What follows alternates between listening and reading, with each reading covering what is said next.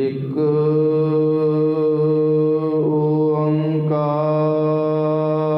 ਓੰਕਾਰ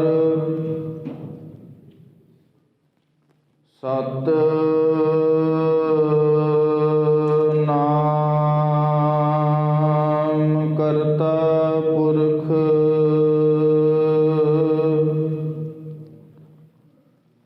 ਨਿਰਭਉ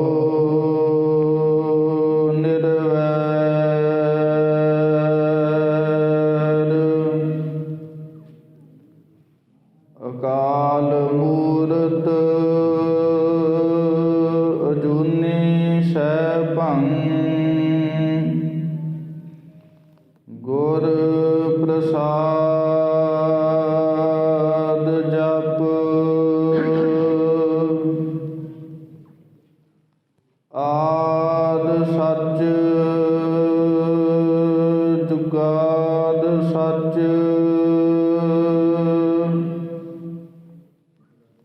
ਹੈ ਭੀ ਸੱਚ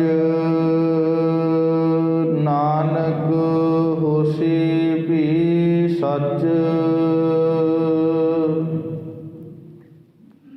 ਕਿਰਪਾ ਕਰਹੁ ਦੀਨ ਕੇ ਦਾਤੇ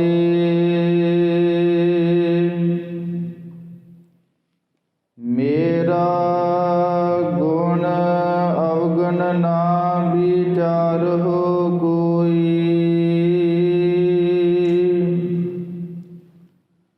ਮਾਟੀ ਕਾ ਕਿਆ ਧੋਪੈ ਸੁਆਮੀ ਮਾਨਸ ਕੀ ਗਤ ਇਹੀ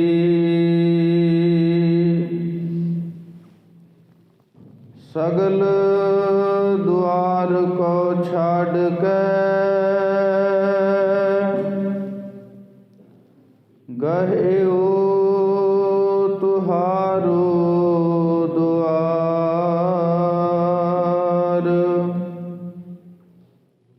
ਬਾਹੇ ਗਹੇ ਕੀ ਲਾਜ ਆਸ ਗੋਬਿੰਦ ਦਾਸ ਤੁਹਾਰ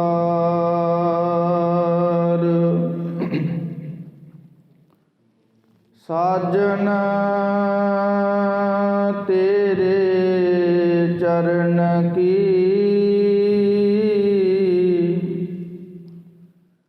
ਹੋਏ ਰਹਾਂ ਸਦ ਧੂਰ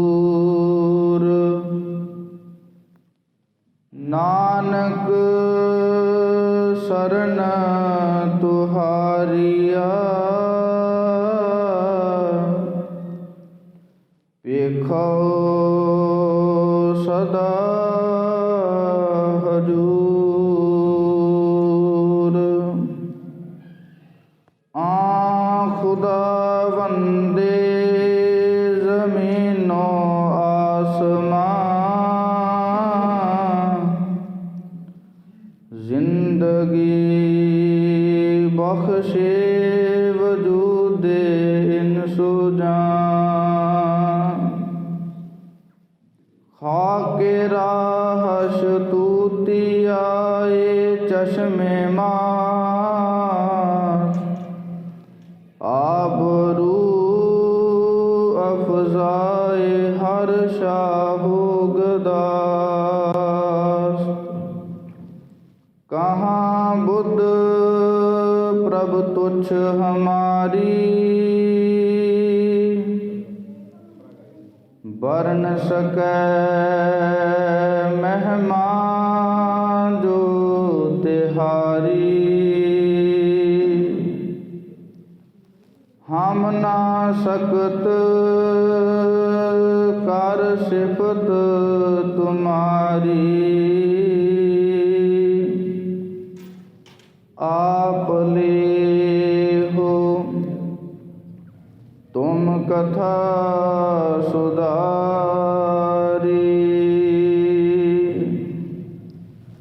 हाँ मत मंद अजान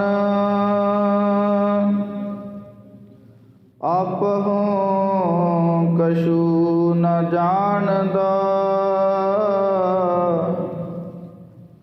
ਸਤਿਗੁਰ ਮਿਹਰਬਾਨ, ਆਪਣਾ ਜਸ ਕਰਵਾਏ ਲਹੂ। ਹਉ ਮਤ ਮੰਦ ਅਜਾਣ, ਆਪਹੁ ਕਛੂ ਨ ਜਾਣਦਾ। ਸਤਿਗੁਰ ਮਿਹਰਬਾਨ, ਆਪਣਾ ਜਸ ਕਰਵਾਏ ਲਹੂ। ਸਤਿਨਾਮ ਸ੍ਰੀ ਵਾਹਿਗੁਰੂ ਸਾਹਿਬ ਜੀਓ। ਜੈਤਰੀ ਮਹੱਲਾ ਪੰਜਵਾ। ਕੋਈ ਜਨ ਹਰਸਿਉ ਦੇਵੈ ਜੋਰ, ਚਰਨ ਗਹੋ ਬਕੋ ਸੁਭ ਰਸਨਾ। ਜੀਜੈ ਪ੍ਰਾਨ ਅਕੋਰ। ਕੋਈ ਜਨ ਹਰਸਿਉ ਦੇਵੈ ਜੋਰ, ਚਰਨ ਗਹੋ ਬਕੋ ਸੁਭ ਰਸਨਾ। ਜੀਜੈ ਪ੍ਰਾਨ ਅਕੋਰ। ਰਹਾਉ ਮਨ ਤਨ ਨਿਰਮਲ ਕਰਤ ਧਿਆਰੋ, ਹਰ ਸਿੰਚੈ ਸੁਧਾ ਸੰਜੋਰ। ਯਾ ਰਸ ਮੈਂ ਮਗਨ ਹੋਤ ਕਿਰਪਾ ਤੇ, ਮਹਾ ਵਿਖਿਆਤੇ ਤੋਰ। ਆਇਓ ਸਰਨ ਦੀਨ ਦੁਖ ਭੰਜਨ, ਚਿਤਵ ਤੁਮਰੀ ਓਰ। ਅਭੈ ਪਦ ਦਾਨ ਸਿਮਰਨ ਸੁਆਮੀ ਕੋ, ਪ੍ਰਭ ਨਾਨਕ ਬੰਧਨ ਚੋਰ। ਆਇਓ ਸਰਨ ਦੀਨ ਦੁਖ ਭੰਜਨ, ਚਿਤਵ ਤੁਮਰੀ ਓਰ। ਅਭੈ ਪਦ ਦਾਨ ਸਿਮਰਨ ਸੁਆਮੀ ਕੋ, ਪ੍ਰਭ ਨਾਨਕ ਬੰਧਨ ਚੋਰ। ਜੈ ਸ੍ਰੀ ਮਹੱਲਾ ਪੰਜਵਾ। ਕੋਈ ਜਨ ਹਰਸਿਉ ਦੇਵੈ ਜੋਰ। ਵਾਹਿਗੁਰੂ ਜੀ ਕਾ ਖਾਲਸਾ, ਵਾਹਿਗੁਰੂ ਜੀ ਕੀ ਫਤਿਹ। ਪਰਮ ਸਨਮਾਨਯੋਗ ਸਤਿਗੁਰਾਂ ਦੀ ਸਾਜੀ ਨਿਵਾਜੀ ਗੁਰੂ ਰੂਪ ਗੁਰੂ ਖਾਲਸਾ ਗੁਰ ਸੰਗਤ ਜੀਓ।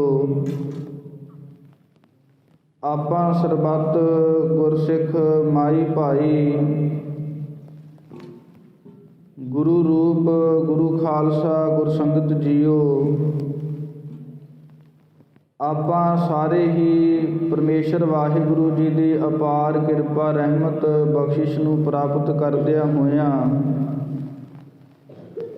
ਸਾਹਿਬ ਸ੍ਰੀ ਗੁਰੂ ਗ੍ਰੰਥ ਸਾਹਿਬ ਮਹਾਰਾਜ ਜੀ ਦੀ ਪਾਵਨ ਪਵਿੱਤਰ ਹਜ਼ੂਰੀ ਦੇ ਅੰਦਰ ਗੁਰੂ ਘਰ ਤੋਂ ਵਰੋਸਾਏ ਹੋਏ ਮਹਾਂਪੁਰਖਾਂ ਦੀ ਸਾਲਾਨਾ ਬਰਸੀ ਦੇ ਸਮਾਗਮ ਉੱਪਰ ਜੋ ਕਈ ਰੋਜ਼ ਤੋਂ ਸਮਾਗਮ ਪ੍ਰਾਰੰਭ ਹੋ ਰਹੇ ਹਨ, ਉਹਨਾਂ ਦੇ ਵਿੱਚ ਹਾਜ਼ਰੀਆਂ ਭਰ ਕੇ ਆਪਣੇ ਸਮੇਂ ਨੂੰ ਸਫਲਾ ਕਰ ਰਹੇ ਹਾਂ। ਕੱਲ੍ਹ ਦੇ ਸਮੇਂ ਦੇ ਅੰਦਰ ਆਪ ਗੁਰਸਿੱਖ ਸੰਗਤਾਂ ਦੇ ਨਾਲ ਪਾਵਨ ਜੋ ਬਚਨਾਂ ਦੀ ਸਾਂਝ ਪਾਈ ਸੀ ਕਿ ਜੋ ਸੰਗਤ ਹੈ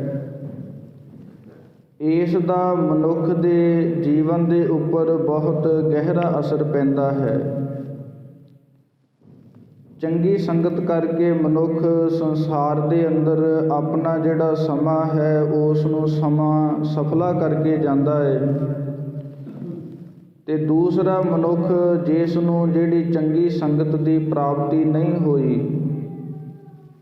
ਉਹ ਆਪਣੇ ਸਮੇਂ ਤੋਂ ਪੂਰਾ ਲਾਭ ਪ੍ਰਾਪਤ ਨਹੀਂ ਕਰ ਸਕਦਾ।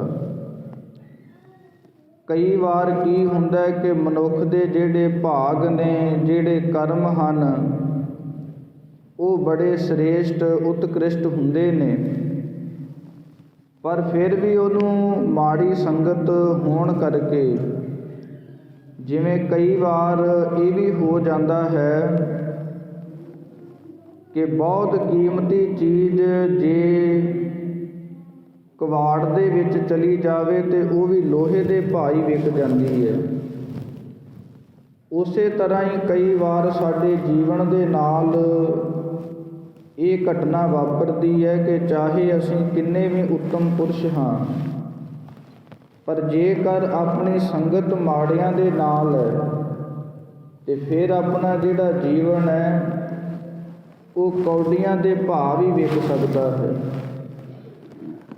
ਜਿਵੇਂ ਆਪਾਂ ਪਿਛਲੇ ਸਮੇਂ ਦੇ ਅੰਦਰ ਝਾਤ ਮਾਰ ਕੇ ਵੇਖੀਏ, ਸਾਹਿਬ ਸ੍ਰੀ ਗੁਰੂ ਨਾਨਕ ਦੇਵ ਮਹਾਰਾਜ ਜੀ ਦੇ ਸਮੇਂ ਇੱਕ ਪਾਵਨ ਸਾਖੀ ਸਾਨੂੰ ਪੜ੍ਹਨ ਲਈ ਮਿਲਦੀ ਹੈ, ਜਿਸ ਦੇ ਵਿੱਚ ਇੱਕ ਨਗਰ ਦੇ ਵਿੱਚੋਂ ਜਿਹੜਾ ਗੁਰਮੁਖ ਜਨ ਸਾਧੂ ਬਿਰਤੀ ਰੱਖਣ ਵਾਲਾ ਮਨੁੱਖ ਸਾਹਿਬ ਸ੍ਰੀ ਗੁਰੂ ਨਾਨਕ ਦੇਵ ਮਹਾਰਾਜ ਜੀ ਦੀ ਹਰ ਰੋਜ਼ ਸੰਗਤ ਕਰਿਆ ਕਰਦਾ ਸੀ,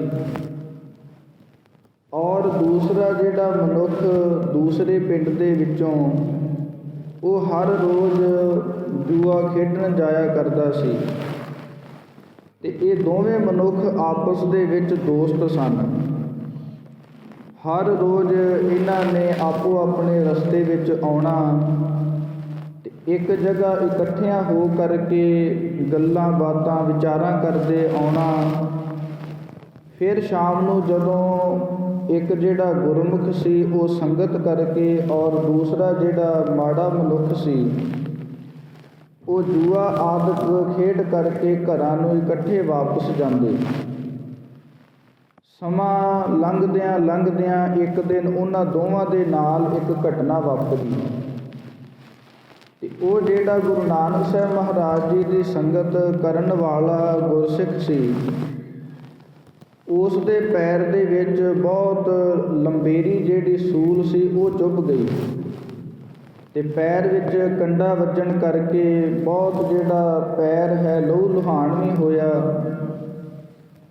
ਤੇ ਜਿਸ ਜਗ੍ਹਾ ਦੇ ਉੱਪਰ ਉਹ ਦੋਵੇਂ ਦੋਸਤ ਆਪਸ ਵਿੱਚ ਮਿਲ ਕੇ ਘਰਾਂ ਨੂੰ ਜਾਂਦੇ ਸਨ ਤੇ ਉਹ ਜਿਹੜਾ ਗੁਰਮੁਖ ਉੱਥੇ ਆਣ ਕੇ ਪਹਿਲਾਂ ਬੈਠ ਗਿਆ ਤੇ ਆਪਣੇ ਦੋਸਤ ਦਾ ਇੰਤਜ਼ਾਰ ਕਰਨ ਲੱਗਾ ਕਿ ਚਲੋ ਇਕੱਠੇ ਹੀ ਘਰਾਂ ਨੂੰ ਜਾਵਾਂਗੇ।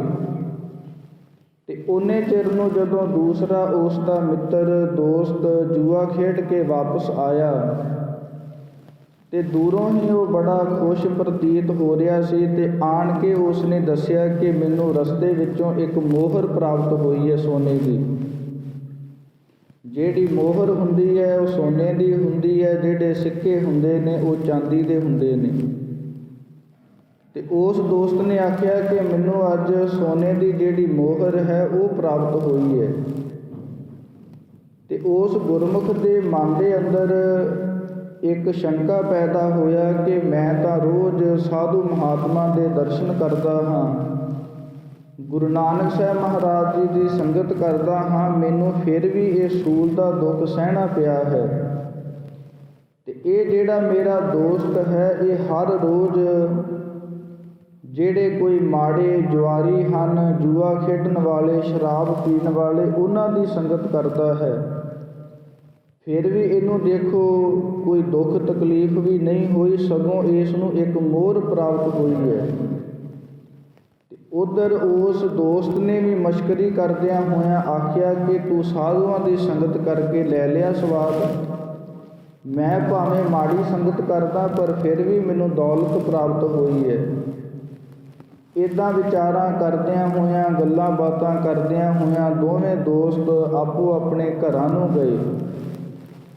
ਅਗਲੇ ਦਿਨ ਉਸ ਗੁਰਮੁਖ ਗੁਰਸਿੱਖ ਨੇ ਆਪਣੇ ਦੋਸਤ ਨੂੰ ਨਾਲ ਲਿਆ ਤੇ ਗੁਰੂ ਨਾਨਕ ਸਾਹਿਬ ਮਹਾਰਾਜ ਜੀ ਦੇ ਪਾਸ ਜਾ ਕਰਕੇ ਉਹਨਾਂ ਨੇ ਉਹ ਸ਼ੰਕਾ ਜਿਹੜੀ ਮਨ ਦੇ ਵਿੱਚ ਪੈਦਾ ਹੋਈ ਸੀ ਉਹ ਜ਼ਾਹਰ ਕੀਤੀ। ਸਾਰੀ ਘਟਨਾ ਦੱਸੀ ਕਿ ਕੱਲ੍ਹ ਸਾਡੇ ਨਾਲ ਇਸ ਪ੍ਰਕਾਰ ਵਾਪਰਿਆ ਹੈ। ਤੁਸੀਂ ਦੱਸਣਾ ਕਰੋ ਕਿ ਇਹ ਮੇਰੇ ਨਾਲ ਇੱਦਾਂ ਕਿਉਂ ਹੋਇਆ। ਮੈਂ ਤੇ ਤੁਹਾਡੀ ਸੰਗਤ ਵਿੱਚ ਆਉਣਾ ਹਾਂ, ਗੁਰਸਿੱਖਾਂ ਦੇ ਸਾਧੂ ਮਹਾਤਮਾ ਦੇ ਦਰਸ਼ਨ ਵੀ ਕਰਦਾ ਹਾਂ, ਤੇ ਮੇਰਾ ਜਿਹੜਾ ਦੋਸਤ ਹੈ ਉਹ ਜੂਆ ਵੀ ਖੇਡਦਾ ਹੈ, ਸ਼ਰਾਬ ਆਦਿਕ ਵੀ ਪੀਂਦਾ ਹੈ, ਫਿਰ ਵੀ ਉਸ ਦੇ ਨਾਲ ਚੰਗਾ ਹੋਇਆ, ਇੱਦਾਂ ਕਿਉਂ ਹੋਇਆ। ਤਾਂ ਉਸ ਵੇਲੇ ਗੁਰੂ ਨਾਨਕ ਸਾਹਿਬ ਮਹਾਰਾਜ ਜੀ ਨੇ ਆਖਿਆ ਕਿ ਭਾਈ ਗੁਰਸਿੱਖਾ, ਇਹ ਸਾਰੀ ਜਿਹੜੀ ਖੇਡ ਹੈ ਇਹ ਸਾਰੀ ਕਰਮਾਂ ਦੀ ਖੇਡ ਬਣੀ ਹੋਈ ਹੈ। ਤੇਰੇ ਜਿਹੜੇ ਕਰਮ ਪਿਛਲੇ ਜਨਮ ਦੇ ਬਹੁਤ ਮਾੜੇ ਸਨ, ਇਤਨੇ ਕੁ ਮਾੜੇ ਸਨ ਕਿ ਇਸ ਜਨਮ ਦੇ ਵਿੱਚ ਤੈਨੂੰ ਸੂਲੀ ਦੇ ਉੱਪਰ ਲਟਕਾਇਆ ਜਾਣਾ ਸੀ। ਹਕੂਮਤ ਨੇ ਤੈਨੂੰ ਫੜ ਕਰਕੇ ਕੋਈ ਐਸਾ ਤੇਰੇ ਕੋ ਭਾਰੀ ਜਿਹੜਾ ਕੁਕਰਮ ਹੋਣਾ ਸੀ, ਤੇਰੇ ਉੱਪਰ ਕੋਈ ਦੋਸ਼ ਲੱਗਣਾ ਸੀ, ਤੇ ਉਸ ਦੀ ਜਿਹੜੀ ਸਜ਼ਾ ਹੈ ਤੈਨੂੰ ਇਹ ਮਿਲਣੀ ਸੀ ਕਿ ਤੈਨੂੰ ਸੂਲੀ ਦੇ ਉੱਪਰ ਲਟਕਾਇਆ ਜਾਣਾ ਸੀ, ਤੇ ਉਸ ਸੂਲੀ ਦੇ ਉੱਪਰ ਤੂੰ ਤੜਫ ਤੜਫ ਕਰਕੇ ਗਰਮੀ ਸਰਦੀ ਸਹਾਰਦਾ ਹੋਇਆ ਮਰਨਾ ਸੀਗਾ। ਪਰ ਤੈਨੂੰ ਸਾਧੂ ਮਹਾਤਮਾ ਦੀ ਸੰਗਤ ਕਰਨ ਦੇ ਨਾਲ, ਗੁਰਬਾਣੀ ਸੁਣਨ ਦੇ ਨਾਲ, ਕੀਰਤਨ ਸੁਣਨ ਦੇ ਨਾਲ ਫਲ ਇਹ ਪ੍ਰਾਪਤ ਹੋਇਆ ਕਿ ਤੇਰੀ ਜਿਹੜੀ ਸੂਲੀ ਦੀ ਜਿਹੜੀ ਸਜ਼ਾ ਸੀ ਉਹ ਇੱਕ ਸੂਲ ਦੇ ਨਾਲ ਕੱਟੀ ਗਈ,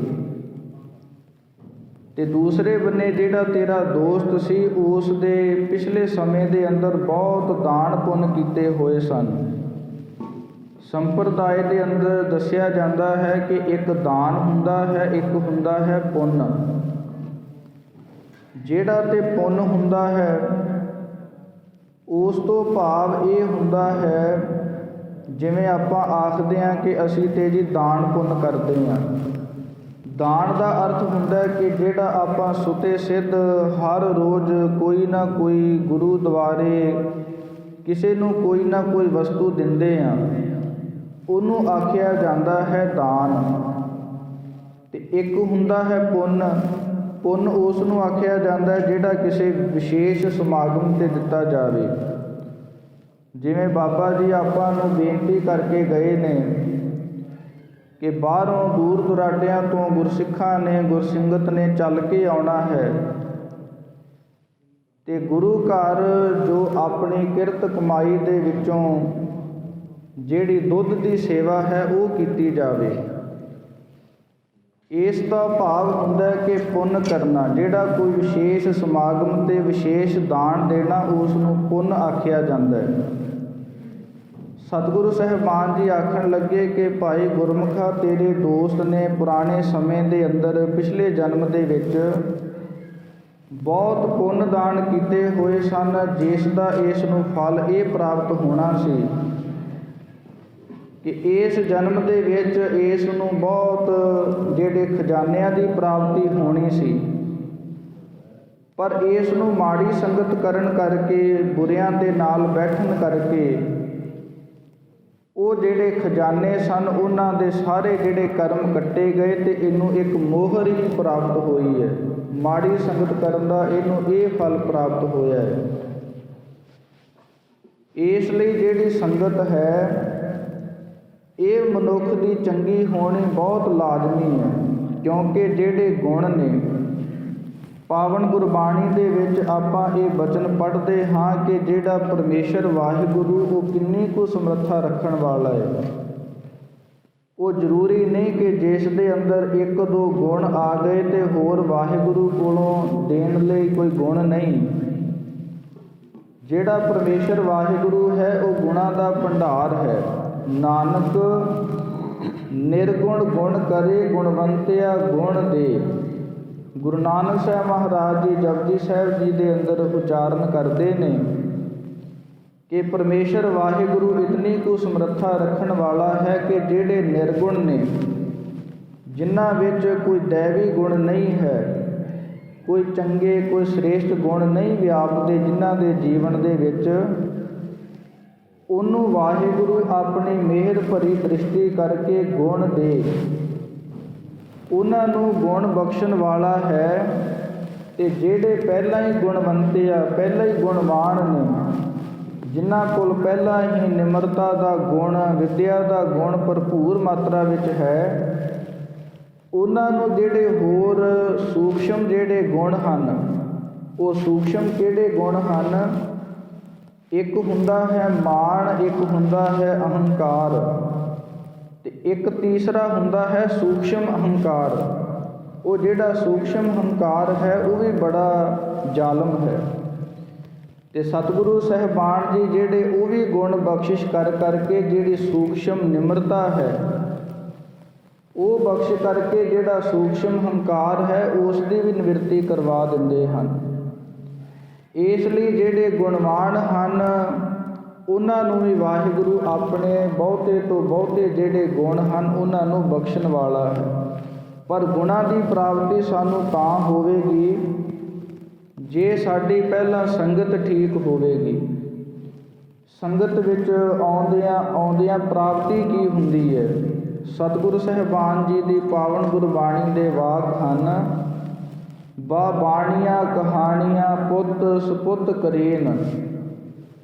ਵਿਦਵਾਨ ਮਹਾਂਪੁਰਖਾਂ ਨੇ ਜਿਹੜੇ ਦੋ ਤਰ੍ਹਾਂ ਦੇ ਪੁੱਤਰ ਮੰਨੇ ਹਨ, ਇੱਕ ਹੁੰਦੇ ਨੇ ਸੰਸਾਰੀ ਪੁੱਤਰ, ਇੱਕ ਹੁੰਦੇ ਨੇ ਧਾਰਮਿਕ ਪੁੱਤਰ। ਜਿਵੇਂ ਜਿਹੜੇ ਸਾਡੇ ਮਾਤਾ ਪਿਤਾ ਹਨ ਉਹਨਾਂ ਦੇ ਅਸੀਂ ਸੰਸਾਰੀ ਪੁੱਤਰ ਹਾਂ, ਉਹਨਾਂ ਨੇ ਸਾਨੂੰ ਜਨਮ ਦਿੱਤਾ। ਤੇ ਦੂਸਰੇ ਹੁੰਦੇ ਨੇ ਧਾਰਮਿਕ ਪਿਤਾ, ਧਾਰਮਿਕ ਪੁੱਤਰ। ਜਿਵੇਂ ਅਸੀਂ ਸਾਰੇ ਹੀ ਗੁਰੂ ਨਾਨਕ ਸਾਹਿਬ ਮਹਾਰਾਜ ਜੀ ਦੇ, ਗੁਰੂ ਗੋਬਿੰਦ ਸਿੰਘ ਮਹਾਰਾਜ ਜੀ ਦੇ ਧਾਰਮਿਕ ਤੌਰ 'ਤੇ ਪੁੱਤਰ ਹਾਂ। ਤੇ ਜਿਹੜੇ ਸੰਸਾਰੀ ਪੁੱਤਰ ਉਹ ਵੀ ਅੱਗੇ ਤਿੰਨ ਤਰ੍ਹਾਂ ਦੇ ਹੁੰਦੇ ਨੇ ਤੇ ਧਾਰਮਿਕ ਪੁੱਤਰ ਵੀ ਅੱਗੇ ਤਿੰਨ ਤਰ੍ਹਾਂ ਦੇ ਹੁੰਦੇ ਨੇ। ਸੰਸਾਰ ਦੇ ਵਿੱਚ ਇੱਕ ਨੂੰ ਆਖਿਆ ਜਾਂਦਾ ਹੈ ਪੁੱਤਰ। ਪੁੱਤਰ ਉਸ ਨੂੰ ਆਖਿਆ ਜਾਂਦਾ ਹੈ ਜਿਹੜਾ ਆਪਣੇ ਪਿਤਾ ਦੀ, ਦਾਦੇ ਪੜਦਾਦਿਆਂ ਦੀ ਜਿਹੜੀ ਕਮਾਈ ਹੋਈ ਜਾਇਦਾਦ ਹੈ, ਜੇ ਪਿਓ ਆਪਣੇ ਪੁੱਤਰ ਨੂੰ 5 ਕਿੱਲੇ ਬਣਾ ਕੇ ਦੇ ਗਿਆ ਹੋਵੇ ਤੇ ਉਹਨਾਂ ਨੂੰ ਓਨਾ ਹੀ ਕਾਇਮ ਰੱਖਣਾ, ਨਾ ਜਾਇਦਾਦ ਨੂੰ ਵਧਾਉਣਾ ਨਾ ਘਟਾਉਣਾ, ਉਸ ਨੂੰ ਆਖਿਆ ਜਾਂਦਾ ਹੈ ਸੰਸਾਰੀ ਪੁੱਤਰ। ਤੇ ਦੂਸਰਾ ਹੁੰਦਾ ਹੈ ਕੁਪੁੱਤਰ, ਮਾੜਾ ਪੁੱਤਰ।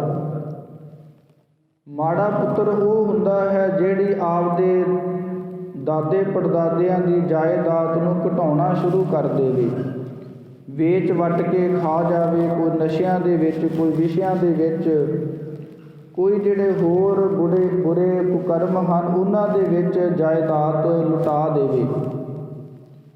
ਉਸ ਨੂੰ ਆਖਿਆ ਜਾਂਦਾ ਹੈ ਸੰਸਾਰ ਦੇ ਵਿੱਚ ਮਾੜਾ ਪੁੱਤਰ। ਤੇ ਤੀਸਰਾ ਹੁੰਦਾ ਹੈ ਸੁਪੁੱਤਰ, ਸ੍ਰੇਸ਼ਟ ਪੁੱਤਰ, ਚੰਗਾ ਪੁੱਤਰ। ਚੰਗਾ ਪੁੱਤਰ ਸੰਸਾਰ ਦੇ ਵਿੱਚ ਉਸ ਨੂੰ ਆਖਿਆ ਜਾਂਦਾ ਹੈ ਜਿਹੜੇ ਆਪਣੇ ਪਿਓ ਦਾਦੇ ਦੀ ਜਾਇਦਾਦ ਨੂੰ ਹੋਰ ਵਧਾ ਦੇਵੇ, 5 ਤੋਂ 8 ਕਰ ਦੇਵੇ, 8 ਤੋਂ 10 ਕਰ ਦੇਵੇ। ਜਿਹੜੀ ਸੰਸਾਰ ਦੇ ਵਿੱਚ ਆਪਣੇ ਦਾਦੇ ਪੜਦਾਦੇ ਦੀ ਸ਼ੋਭਾ ਹੈ ਉਸ ਨੂੰ ਹੋਰ ਵਧਾ ਦੇਵੇ, ਉਸ ਨੂੰ ਸੰਸਾਰ ਵਿੱਚ ਸੁਪੁੱਤਰ ਆਖਿਆ ਜਾਂਦਾ ਹੈ। ਤੇ ਉਸੇ ਤਰ੍ਹਾਂ ਹੀ ਧਾਰਮਿਕ ਦੁਨੀਆ ਦੇ ਵਿੱਚ 3 ਤਰ੍ਹਾਂ ਦੇ ਪੁੱਤਰ ਹੁੰਦੇ ਨੇ। ਇੱਕ ਹੁੰਦੇ ਨੇ ਪੁੱਤਰ। ਪੁੱਤਰ ਉਸ ਨੂੰ ਆਖਿਆ ਜਾਂਦਾ ਹੈ ਧਾਰਮਿਕ ਲੁਕਾਈ ਦੇ ਵਿੱਚ ਜਿਹੜਾ ਗੁਰੂ ਸਾਹਿਬਾਨਾਂ ਵੱਲੋਂ ਬਖਸ਼ੇ ਹੋਏ ਨਿਯਮ ਨਿਤਨੇਮ ਨੂੰ ਪੂਰਾ ਨਿਭਾ ਦੇਵੇ। ਜੇ 7 ਬਾਣੀਆਂ ਦਾ ਨਿਤਨੇਮ ਸਤਿਗੁਰਾਂ ਨੇ ਬਖਸ਼ਿਆ ਹੈ ਤੇ ਉਸ ਨੂੰ ਪੂਰਾ ਕਰੇ। ਜੇ ਸਤਿਗੁਰਾਂ ਨੇ ਆਖਿਆ ਕਿ ਇੱਕ ਗੁਰਸਿੱਖ ਨੇ ਕੇਸ ਕਤਲ ਨਹੀਂ ਕਰਵਾਉਣੇ ਤੇ ਉਸ ਨੂੰ ਨਿਭਾ ਦੇਵੇ। ਭਾਵ ਨਾ ਤੇ ਕਮਾਈ ਵਿੱਚ ਵਾਧਾ ਕਰੇ ਨਾ ਘਾਟਾ ਕਰੇ। ਜਿੰਨੇ ਕੋ ਨਿਯਮ ਸਤਿਗੁਰਾਂ ਨੇ ਮਰਿਆਦਾ ਅੰਦਰ ਦੱਸੇ ਹਨ ਉਹਨਾਂ ਨੂੰ ਪੂਰਨ ਤੌਰ 'ਤੇ ਨਿਭਾ ਦੇਵੇ, ਉਸ ਨੂੰ ਆਖਿਆ ਜਾਂਦਾ ਹੈ ਪੁੱਤਰ। ਤੇ ਦੂਸਰੇ ਹੁੰਦੇ ਨੇ ਕੁਪੁੱਤਰ ਜਿਹੜੇ ਧਾਰਮਿਕ ਦੁਨੀਆ ਦੇ ਵਿੱਚ ਆਣ ਕਰਕੇ 7 ਬਾਣੀਆਂ ਦਾ ਨਿਤਨੇਮ ਵੀ ਨਾ ਕਰੇ, 7 ਤੋਂ ਛੱਡ ਕੇ 1 ਤੇ ਆ ਜਾਵੇ, 1 ਤੋਂ ਘਟਦਾ ਜਮਾਂ ਵੀ ਨਾ ਕਰੇ। ਤੇ ਜਿਹੜੇ ਕੇਸ ਹਨ, ਜਿਹੜੇ ਰੋਮ ਹਨ, ਉਹਨਾਂ ਨੂੰ ਵੀ ਕਟਵਾ ਦੇਵੇ, ਉਸ ਨੂੰ ਆਖਿਆ ਜਾਂਦਾ ਹੈ ਧਾਰਮਿਕ ਦੁਨੀਆ ਦੇ ਵਿੱਚ ਕੁਪੁੱਤਰ। ਤੇ ਤੀਸਰੇ ਹੁੰਦੇ ਨੇ ਸੁਪੁੱਤਰ। ਸੁਪੁੱਤਰ ਉਹਨਾਂ ਨੂੰ ਆਖਿਆ ਜਾਂਦਾ ਹੈ ਜਿਹੜੇ ਗੁਰੂ ਸਾਹਿਬਾਨਾਂ ਵੱਲੋਂ ਬਖਸ਼ੇ ਨਿਯਮਾਂ ਤੋਂ ਇਲਾਵਾ ਹੋਰ ਨਿਤਨੇਮ ਕਰਨ। ਕੋਈ ਚੌਪਈ ਸਾਹਿਬ ਜੀ ਦੇ ਪਾਠ, ਜਪਜੀ ਸਾਹਿਬ ਜੀ ਦੇ ਪਾਠ, ਮੂਲ ਮੰਤਰ, ਗੁਰਮੰਤਰ ਦਾ ਅਭਿਆਸ ਕਰਨ। ਤੁਰਦਿਆਂ ਫਿਰਦਿਆਂ ਊਠਤ ਬੈਠਤ ਸੋਵਤ ਧਿਆਈਐ, ਮਾਰਗ ਚਲਤ ਹਰੇ ਹਰਿ ਗਾਈਐ। ਐਸਾ ਜੀਵਨ ਦੇ ਵਿੱਚ ਇੱਕ ਨਿਯਮ ਬਣਾ ਲੈਣਾ, ਉਹਨਾਂ ਨੂੰ ਧਾਰਮਿਕ ਦੁਨੀਆ ਦੇ ਵਿੱਚ ਸੁਪੁੱਤਰ ਆਖਿਆ ਜਾਂਦਾ ਹੈ। ਇੱਕ ਲਘੂ ਸਿਧਾਂਤ ਕੌਮਦੀ ਦੇ ਕਰਤਾ ਨੇ ਇੱਕ ਬਚਨ ਲਿਖੇ ਹਨ ਕਿ ਜਿਹੜਾ ਮਾੜਾ ਪੁੱਤਰ ਹੈ ਉਸ ਦੇ ਕੀ ਲੱਛਣ ਹੁੰਦੇ ਨੇ। ਆਪਾਂ ਨੂੰ ਕਿਵੇਂ ਪਤਾ ਲੱਗੇ ਕਿ ਕਿਹੜਾ ਮਾੜਾ ਪੁੱਤਰ ਹੈ, ਕਿਹੜਾ ਚੰਗਾ ਪੁੱਤਰ ਹੈ। ਤੇ ਨਾਲ ਹੀ ਉਹਨਾਂ ਨੇ ਪਰਮੇਸ਼ਰ ਵਾਹਿਗੁਰੂ ਦੇ ਅੱਗੇ ਇੱਕ ਬੇਨਤੀ ਵੀ ਕੀਤੀ ਹੈ। ਕਵੀ ਲਿਖਦਾ ਹੈ ਕਿ ਮਾੜਾ ਪੁੱਤਰ ਕਿਸ ਨੂੰ ਆਖਿਆ ਜਾਂਦਾ ਹੈ। ਉਹਦੇ ਵਿੱਚ ਲੱਛਣ ਲਿਖੇ ਹਨ ਕਿ ਪਰਸਿਓਂ ਪ੍ਰੀਤ ਦਰੋਹ ਆਪਣੇ ਸਿਉਂ, ਕਿ ਜਿਹੜੇ ਮਾੜੇ ਪੁੱਤਰ ਹਨ, ਚਾਹੇ ਸੰਸਾਰ ਦੇ ਵਿੱਚ ਹੋਣ, ਚਾਹੇ ਉਹ ਧਾਰਮਿਕ ਦੁਨੀਆ ਦੇ ਵਿੱਚ ਹੋਣ, ਉਹਨਾਂ ਦਾ ਇਹ ਲੱਛਣ ਹੁੰਦਾ ਹੈ ਕਿ ਪਰਸਿਓ ਪ੍ਰੇਮ, ਕਿ ਜਿਹੜੇ ਪਰਾਏ ਲੋਕ ਹਨ, ਜਿਨ੍ਹਾਂ ਨੂੰ ਆਪਾਂ ਜਾਣਦੇ ਨਹੀਂ, ਜਿਹੜੇ ਆਪਣੇ ਪ੍ਰਤੀ ਮਾੜਾ ਸੋਚਦੇ ਨੇ, ਮਾੜੀਆਂ ਵਿਚਾਰਾਂ ਕਰਦੇ ਨੇ, ਜਿਹੜੇ ਆਪਾਂ ਨੂੰ ਗਲਤ ਬੰਨੇ ਤੋਰਨ ਦੇ ਲਈ ਉਤੇਜਿਤ ਹਨ, ਉਹਨਾਂ ਦੇ ਨਾਲ ਪ੍ਰੇਮ ਕਰਨਾ। ਤੇ ਦਰੋਹ ਆਪਣੇ ਸਿਉਂ, ਜਿਹੜੇ ਆਪਣੇ ਹਨ, ਮਾਤਾ ਪਿਤਾ ਹਨ, ਗੁਰੂ ਸਾਹਿਬਾਨ ਹਨ, ਉਹਨਾਂ ਦੀ ਨਿੰਦਿਆ ਕਰਨੀ। ਪਰਸਿਓਂ ਪ੍ਰੇਮ ਦਰੋਹ ਆਪਣੇ ਸਿਉਂ, ਕਰਤੇ ਸਦਾ ਦੁਸ਼ਟ ਗੁਣ ਗਾਨ। ਤੇ ਜਿਹੜੇ ਗੁਣਵਾਨ ਪੁਰਸ਼ ਹਨ, ਉਹਨਾਂ ਦੀ ਨਿੰਦਿਆ ਕਰਦੇ ਹਨ। ਤੇ ਅੱਗੇ ਬਚਨ ਲਿਖਦੇ ਹਨ, ਗੁਰ ਜਨ ਕੀ ਨਿੰਦਾ ਕਰ ਹੰਸਤੇ, ਆਪਸ ਕੋ ਕਹਤੇ ਗੁਣਵਾਨ। ਕਿ ਜਿਹੜੇ ਗੁਰੂ ਔਰ ਉਹਨਾਂ ਦੇ ਜਨ, ਜਿਹੜੇ ਪਿਆਰੇ ਭਗਤ ਹਨ, ਉਹਨਾਂ ਦੀ ਨਿੰਦਾ ਕਰਕੇ, ਕੋਈ ਗੁਰੂ ਦੇ ਵਿੱਚ ਕਮੀਆਂ ਕੱਢ ਕੇ, ਜਿਵੇਂ ਅੱਜ ਕੱਲ੍ਹ ਦਾ ਜਿਹੜਾ ਮਾਹੌਲ ਬਣਿਆ ਹੋਇਆ ਹੈ, ਖੌਰੇ ਜਿਹੜੇ ਅੱਜ ਦੇ ਵਿਦਵਾਨ ਨੇ ਉਹ ਵਿੱਦਿਆ ਪਤਾ ਨਹੀਂ ਕਿੱਥੋਂ ਪੜ੍ਹਦੇ ਨੇ, ਜਿਹੜੇ ਗੁਰੂ ਸਾਹਿਬਾਨ ਉੱਪਰ ਹੀ ਸ਼ੰਕਾ ਕਰਨ ਤੁਰੇ ਹੋਏ ਨੇ। ਗੁਰੂ ਦੀ ਜਿਹੜੀ ਜੀਵਨੀ ਹੈ, ਗੁਰੂ ਦੀ ਜਿਹੜੀ ਬੁੱਧੀ ਹੈ, ਉਸ ਤੋਂ ਆਪਾਂ ਜਾਣੂ ਨਹੀਂ ਹੋ ਸਕਦੇ। ਆਪਾਂ ਨੂੰ ਤੇ ਹਜੇ ਜਪਜੀ ਸਾਹਿਬ ਪੜ੍ਹਨਾ ਨਹੀਂ ਆਇਆ ਤੇ ਆਪਾਂ ਗੁਰੂ ਸਾਹਿਬਾਨ ਦੀ ਬਰਾਬਰੀ ਕਿੱਥੋਂ ਕਰ ਲਵਾਂਗੇ। ਜਦੋਂ ਵੀ ਆਪਾਂ ਗੁਰਬਾਣੀ ਦਾ ਪਾਠ ਕਰਦੇ ਨੇ, ਵਿਦਵਾਨਾਂ ਦਾ ਇਹ ਖਿਆਲ ਹੈ ਕਿ ਗੁਰਬਾਣੀ ਵਿੱਚ ਜਿਹੜੀ ਸਹਿਸਕ੍ਰਿਤੀ ਬਾਣੀ ਆਉਂਦੀ ਹੈ ਉਹ ਸਭ ਤੋਂ ਔਖੀ ਹੈ। ਪਰ ਜਦੋਂ ਅਸੀਂ ਸੰਥਿਆ ਕਰਕੇ ਗੁਰਬਾਣੀ ਪੜ੍ਹ ਕੇ ਵੇਖਾਂਗੇ ਤੇ ਦਾਸ ਦਾ ਤਜਰਬਾ ਇਹ ਕਹਿੰਦਾ ਹੈ ਕਿ ਗੁਰਬਾਣੀ ਵਿੱਚੋਂ ਸਭ ਤੋਂ ਜਿਹੜੀ ਮਹਿੰਗੀ ਬਾਣੀ, ਕਠਿਨ ਬਾਣੀ, ਉਹ ਸ੍ਰੀ ਜਪਜੀ ਸਾਹਿਬ ਹੈ। ਜਪਜੀ ਸਾਹਿਬ ਦੇ ਜਿਹੜੇ ਵਿਸ਼ਰਾਮ ਲਾਉਣੇ, ਸ਼ਬਦਾਂ ਦਾ ਉਚਾਰਨ ਕਰਨਾ, ਉਹ ਕੋਈ ਬਹੁਤ ਸੁਖਾਲਾ ਨਹੀਂ। ਵਿੱਦਿਆ ਦੇ ਵਿੱਚ ਜੇ ਬਹੁਤੀ ਪਕੜ ਹੋਵੇ, ਗਹਿਰਾ ਕੋਈ ਉਸਤਾਦ ਮਿਲਿਆ ਹੋਵੇ, ਫਿਰ ਜਪਜੀ ਸਾਹਿਬ ਦਾ ਪਾਠ ਹੋ ਸਕਦਾ, ਨਹੀਂ ਤੇ ਨਹੀਂ। ਆਮ ਕਰਕੇ ਗ੍ਰੰਥੀ ਸਾਹਿਬਾਨ ਹੀ ਜਪਜੀ ਸਾਹਿਬ ਦਾ ਪਾਠ ਕਰਨੋਂ ਕਤਰਾ ਜਾਂਦੇ ਨੇ। ਉਸ ਦੇ ਵਿੱਚ ਕਾਰਨ ਇਹੀ ਹੁੰਦਾ ਹੈ ਕਿਉਂਕਿ ਜਪਜੀ ਸਾਹਿਬ ਦੀ ਛੇਤੀ ਜਿਹੜੀ ਚਾਲ ਹੈ ਉਹ ਨਹੀਂ ਬਣਦੀ। ਕਿਤੇ ਪੰਕਤੀ ਵੱਡੀ ਆ ਜਾਂਦੀ ਹੈ, ਕਿਤੇ ਛੋਟੀ ਆ ਜਾਂਦੀ ਹੈ। ਇਸ ਲਈ ਜਿਹੜੇ ਮਾੜੇ ਪੁੱਤਰ ਹਨ, ਉਹਨਾਂ ਦੇ ਕੀ ਲੱਛਣ ਨੇ? ਉਹ ਹਨ ਗੁਰ ਜਨ ਕੀ ਨਿੰਦਾ ਕਰ ਹਸਤੇ, ਆਪਸ ਕੋ ਕਹਤੇ ਗੁਣਵਾਨ। ਗੁਰੂ ਜਨਾਂ ਦੀ ਨਿੰਦਾ ਕਰਕੇ ਹੱਸਦੇ ਨੇ ਤੇ ਆਪਦੇ ਆਪ ਨੂੰ ਗੁਣਵਾਨ ਕਹਿ ਕੇ ਬੁਲਾਉਂਦੇ ਨੇ। ਤੇ ਅੱਗੇ ਕਵੀ ਨੇ ਬੇਨਤੀ ਕੀਤੀ ਹੈ, ਹੇ ਬ੍ਰਹਮਾ ਹੋ ਬਿਨਤੀ ਕਰਹੁ, ਸੁਨਹੁ ਦੇ ਕਰ ਕਾਨ, ਕਭੀ ਕੁਪੁੱਤਰ ਕਿਸੀ ਕੋ ਮਤ ਦੇ, ਚਾਹੇ ਕਰਦੇ ਨਿਰਸੰਤਾਨ। ਕਿ ਹੇ ਪਰਮੇਸ਼ਰ ਜੀਓ, ਕਦੇ ਵੀ ਕਿਸੇ ਘਰ ਦੇ ਅੰਦਰ ਜਿਹੜਾ ਮਾੜਾ ਪੁੱਤਰ ਹੈ ਉਹ ਪੈਦਾ ਨਾ ਹੋਵੇ, ਚਾਹੇ ਤੂੰ ਮਾਤਾ ਨੂੰ ਨਿਰਸੰਤਾਨ ਹੀ ਕਰ ਦੇਵੇਂ। ਇਸ ਲਈ ਜਿਹੜੀ ਧਾਰਮਿਕ ਦੁਨੀਆ ਹੈ ਔਰ ਜਿਹੜੀ ਸੰਸਾਰ ਹੈ, ਇਸ ਦੇ ਅੰਦਰ ਜਿਹੜੇ ਚੰਗੇ ਪੁੱਤਰ ਹਨ ਉਹਨਾਂ ਦੀ ਸ਼ੋਭਾ ਹੁੰਦੀ ਹੈ। ਤੇ ਬਚਨ ਆਏ ਸਨ ਕਿ ਸਪੁੱਤਰ ਬਣਿਆ ਕਿਵੇਂ ਜਾ ਸਕਦਾ ਹੈ।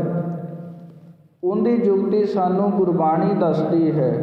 ਬਾਣੀਆਂ ਕਹਾਣੀਆਂ, ਬਾਣੀਆਂ ਦਾ ਅਰਥ ਹੈ ਜਿਹੜੇ ਸਾਡੇ ਵੱਡੇ ਵਡੇਰੇ ਬਾਬੇ ਹੋਏ ਨੇ, ਜਿਨ੍ਹਾਂ ਵਿੱਚੋਂ ਸ਼ਹੀਦ ਹੋਏ ਨੇ, ਜਿਨ੍ਹਾਂ ਵਿੱਚੋਂ ਭਗਤ ਸਹਿਬਾਨ ਹੋਏ ਨੇ, ਜਿਨ੍ਹਾਂ ਵਿੱਚੋਂ ਗੁਰੂ ਸਾਹਿਬਾਨਾਂ ਦਾ ਜੀਵਨ ਹੈ, ਉਹਨਾਂ ਦੀਆਂ ਜਿਹੜੀਆਂ ਕਹਾਣੀਆਂ ਨੇ, ਜਿਹੜੀਆਂ ਸਾਖੀਆਂ ਨੇ, ਉਹਨਾਂ ਨੂੰ ਸੁਣਨ ਕਰਕੇ, ਪੜ੍ਹਨ ਕਰਕੇ ਕੀ ਪ੍ਰਾਪਤ ਹੁੰਦਾ ਹੈ। ਪੁੱਤ ਸਪੁੱਤ ਕਰੇਨ, ਸਾਨੂੰ ਆਮ ਪੁੱਤਰਾਂ ਦੇ ਨਾਲੋਂ ਸ੍ਰੇਸ਼ਟ ਪੁੱਤਰ ਵਾਲਾ ਜਿਹੜਾ ਜੀਵਨ ਹੈ ਉਹ ਸਾਨੂੰ ਬਖਸ਼ਿਸ਼ ਕਰਵਾ ਦਿੰਦੇ ਨੇ।